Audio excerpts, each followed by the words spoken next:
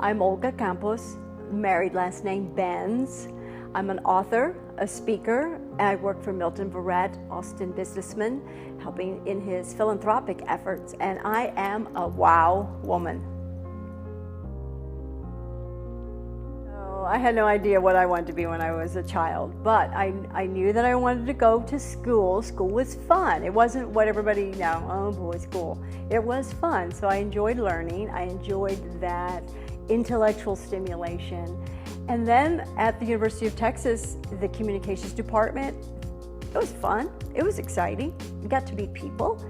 And then after graduation, to find a job in journalism at a station, first as an intern at a station in Houston and then here in Austin. It was exciting to be out and covering the news and bringing those stories to viewers. That was really rewarding.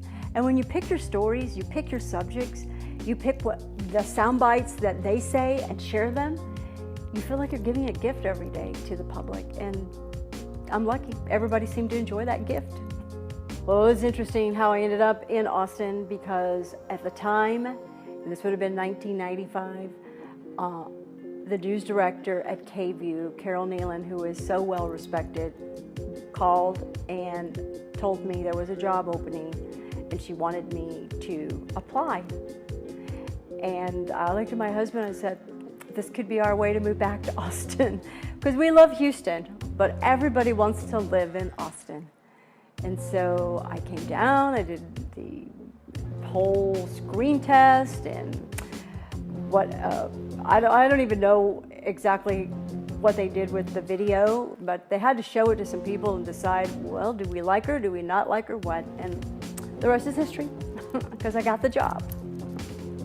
When I met my husband, I'd gotten out of a relationship that was a controlling, a very traditional Latino Hispanic who really wanted, he was jealous, he was possessive. He was all of those things that my husband now is not.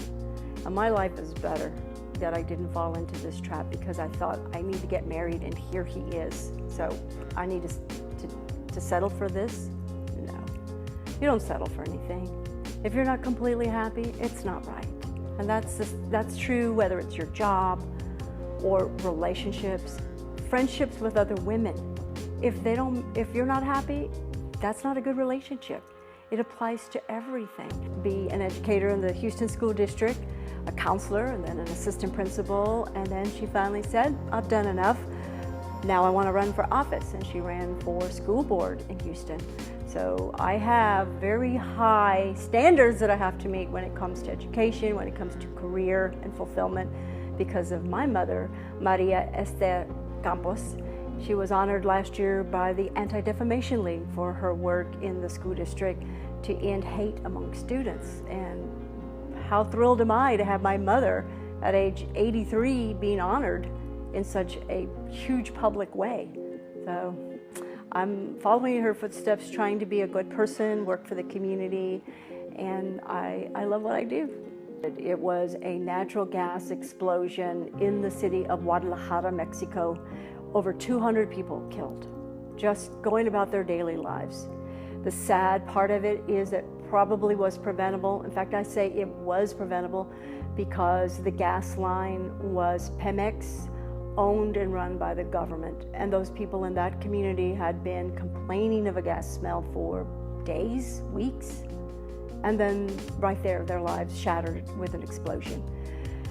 And if you've never seen the horror of a community in shambles, in rubbles, the gymnasium turned into a morgue, mass burials, it is a life that you hope you never see. Not even after hurricanes or tornadoes have I ever seen this much devastation with 200 people killed and many of them children.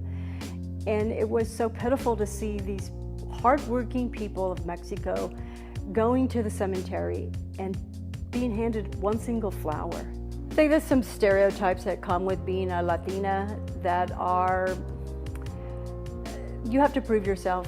You have to prove yourself twice as hard. I'll never forget writing in a news unit with a photographer, And he said, wow, well, I guess you got the job because they needed to fill their minority quota.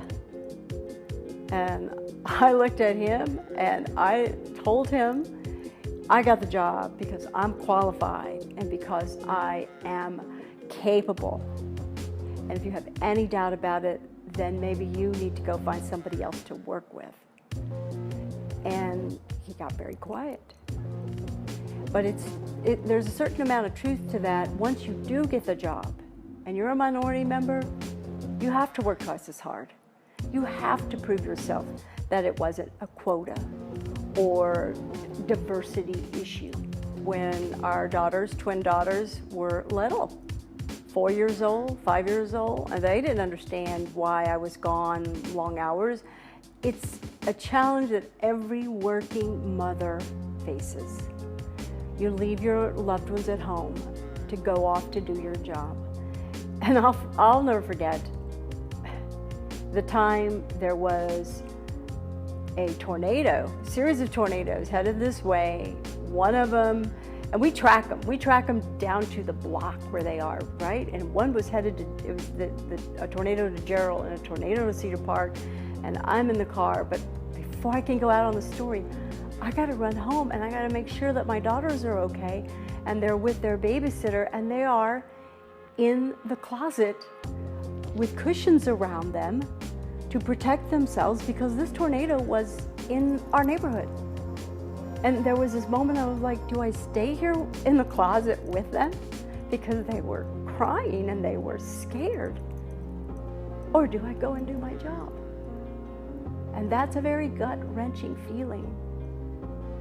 I think you can have it all, but it's on your terms. So you're sitting here in my home right now and everything looks so nice and put away, but don't look too closely because that drawer might not be that organized and there may be dust under there, but it's okay because those things aren't important to me. And I know women who a clean house is like the top of the priority.